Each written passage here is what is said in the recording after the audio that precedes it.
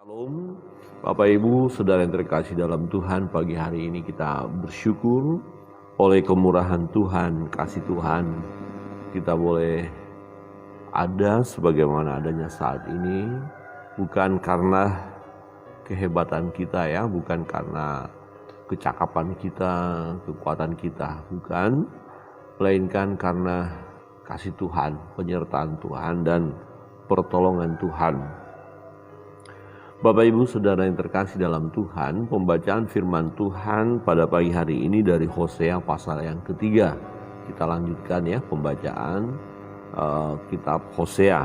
Kita akan baca bersama-sama. Bapak Ibu Saudara terkasih dalam Tuhan, baik yang ada di gereja maupun yang ada di rumah, mari buka Alkitabnya atau HP yang ada program Alkitab. Silakan dibuka Alkitab. Kita akan baca secara bersama-sama ya. Kalau sudah menemukan, kita akan baca secara bersama-sama. Perikopnya diterima kembali tetapi dianggap sepi. Ayat yang pertama, 1, 2, 3. Berfirmanlah Tuhan kepadaku, pergilah lagi, cintailah perempuan yang suka bersundal dan berzina, seperti Tuhan juga mencintai orang Israel, sekalipun mereka berpaling kepada allah-allah lain dan menyukai kue kismis. Lalu aku membeli dia bagiku dengan bayaran 15 sikal perak dan 1,5 homer jelai. Aku berkata kepadanya, lama engkau harus diam padaku dengan tidak bersundal dan dengan tidak menjadi kepunyaan seorang laki-laki. Juga aku ini tidak akan bersetubuh dengan engkau. Sebab lama orang Israel akan diam dengan tidak ada raja, tiada pemimpin, tiada korban, tiada tugu berhala, dan tiada efod dan terafin. Sesudah itu orang Israel akan berbalik dan akan mencari Tuhan Allah mereka dan Daud raja mereka. Mereka akan datang dengan gemetar kepada Tuhan dan kepada kebaikannya pada hari-hari yang terakhir. Demikian jauh pembacaan firman Tuhan.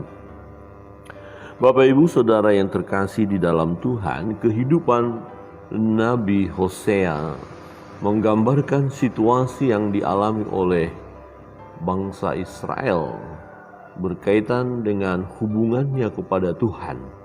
Ya, sebagaimana Gomer, istri daripada Hosea, bersundal, ya, meninggalkan Hosea suaminya dan menjadi seorang pelacur, menyukai kue kismis dikatakan di sana. Ya, dia pergi kepada lelaki lain dan itu tentu sangat mendukakan hati Hosea. Ya, seorang suami kalau ditinggalkan oleh istri dan istri menjadi pelacur, ini sesuatu hal yang mendukakan hati, menyedihkan, memalukan, menyakitkan. Dan jujur kalau seorang suami mengetahui bahwa istri selingkuh, suami bisa marah. Kita bisa mendengar ada peristiwa ketika ada seorang istri yang berselingkuh dan suaminya tahu, apalagi ketangkap basah, ya, mereka bisa dibunuh. Ya, begitu marahnya. Dan salah satu alasan juga, dan ada kebenaran firman Tuhan yang menyatakan bahwa memang ketika ya ada perzinahan, ya boleh cerai begitu ya. Ya boleh diizinkan bercerai. Nah, tetapi yang menarik dalam kitab Hosea ini kita melihat bahwa Hosea justru diminta oleh Tuhan untuk mengambil kembali istrinya. Ya, berfirmanlah Tuhan kepadaku, pergilah lagi, cintailah perempuan yang suka bersundal dan berzina. Ya, pergilah, cintailah ya perempuan yang suka bersundal dan berzina, seperti Tuhan juga mencintai orang Israel, sekalipun mereka berpaling kepada allah-allah lain dan menyukai kue kismis. Nah, ketika Hosea mengambil kembali istrinya, nah, ini menunjukkan bahwa Allah tetap mengasihi Israel. Nah, kalau kita melihat seperti yang saya katakan, tidak mudah bagi seorang Hosea, seorang suami ya mengambil kembali istri yang bersundal itu, yang berzina itu, yang selingkuh itu, ya tidak mudah bagi seorang suami untuk mengambil kembali. Tetapi di sini kita melihat letak kasih. Ya, Hosea mengasihi istrinya sebagaimana Allah mengasihi umatnya Israel, walaupun menyakitkan hati. Nah, kalau kita melihat bagian ini memang dari kehidupan Hosea dengan mengambil istrinya yang bersundal itu, yang sudah melakukan perzinahan itu. Ya, di sini kita melihat bahwa sebenarnya yang terbaik jika ada seorang istri atau pasangan, katakan begitu, berzina, berselingkuh, tidak harus bercerai, tetapi bisa diambil kembali, dipulihkan kembali. Ya, walaupun harus melalui disiplin. Ya, perhatikan ini di disiplinnya. Lalu aku membeli dia bagiku dengan bayaran 15 sikal perak dan 1,5 homer jelai. Lalu aku membeli dia. Mengapa Hosea membeli istrinya? Ya, ini literal ya, membeli ya. Jadi rupanya ya istrinya sudah dijadikan barang dagangan. Kira-kira begini ya. Waktu dia melacur, ya tentu masih muda, cantik, banyak uang dia. Ya, nggak perlu dia dijual. Tetapi kemudian ketika sudah tidak laku lagi, ya ini tentu jadi persoalan. Dia harus makan minum. Mungkin dia punya utang banyak, nggak bisa bayar. Akhirnya dijual. Jadi kehidupan Gomer sangat memprihatinkan. Ya, sangat memprihatinkan. Ya, dia dipajang di pasar budak ini ya, karena diperjualbelikan. Nah, Hosea ya harus membeli lagi, dan dikatakan aku membeli dia bagiku. Apakah Gomer secantik sebelumnya? Tentu tidak. Kalau dia sudah sampai dijual, wah rupanya pun sudah nggak jelas. Ya mungkin kurus, tak terawat, ya hina, ya mengerikan, menyedihkan, mengkhawatirkan. Wow, dengan keadaan seperti itu, sang suami yang baik hati Hosea, yang setia kepada Allah, yang mendengarkan firman Allah. Jadi seorang suami yang setia, yang mendengarkan firman Allah, melakukan perintah Tuhan, dia bergerak mengikuti perintah Tuhan dan mengambil kembali istrinya. Ya, walaupun ada harga yang harus dibayar. Aku membeli dia bagiku dengan bayaran 15 sikal perak dan 1,5 homer jelai. Kalau masa kini kita lihat mungkin oke, ada orang-orang Kristen ya. Wah ini istrinya selingkuh. Biasanya apa yang dilakukan? Marah dan mulai putus, cerai, pergi dari rumah ini, jangan lagi ada bersama dengan aku. Ada marah.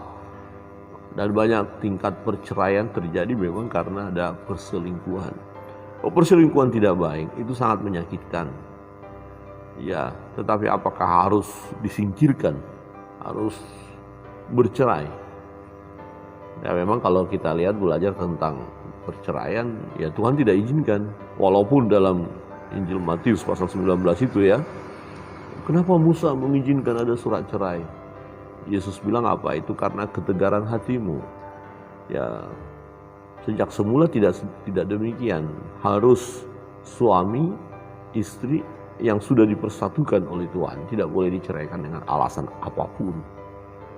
Ya tapi kan ini selingkuh, dia berzina.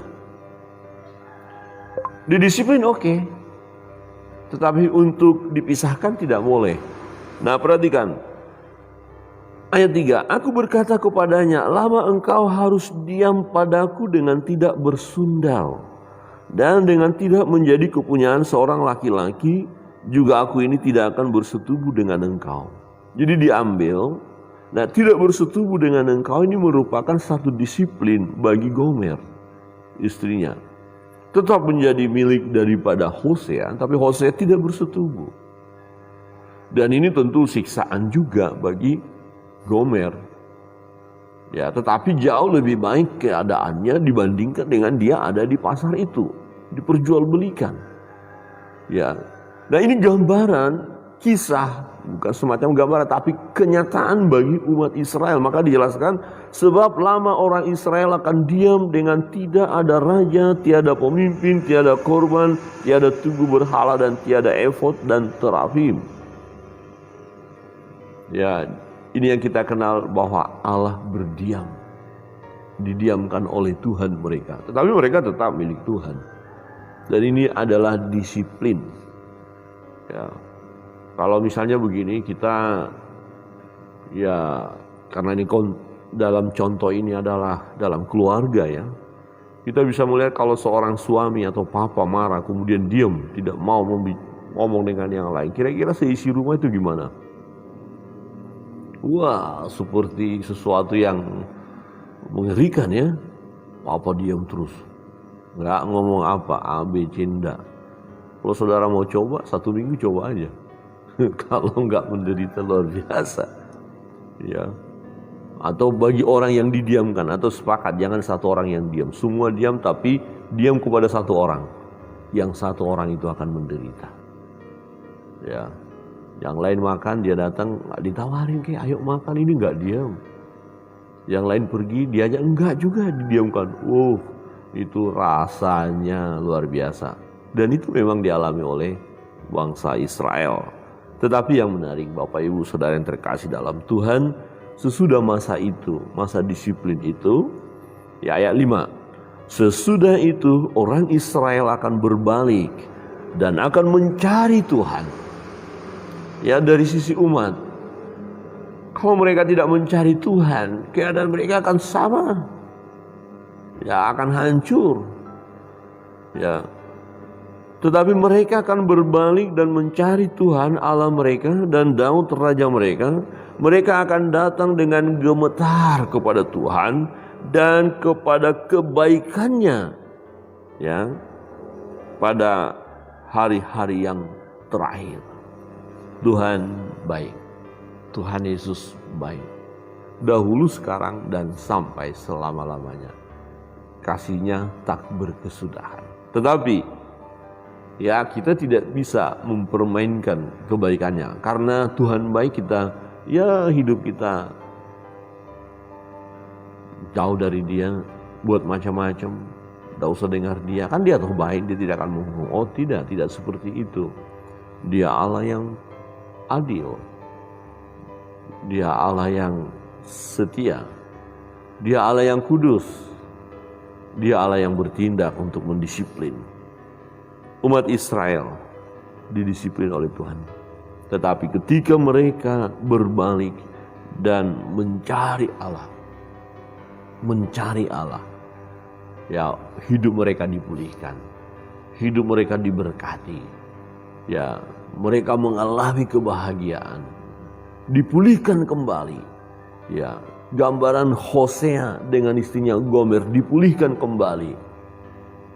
Baik, Hosea akan bersuka cita bahwa istrinya sudah kembali, tetapi istrinya yaitu Gomer jauh lebih bersuka cita.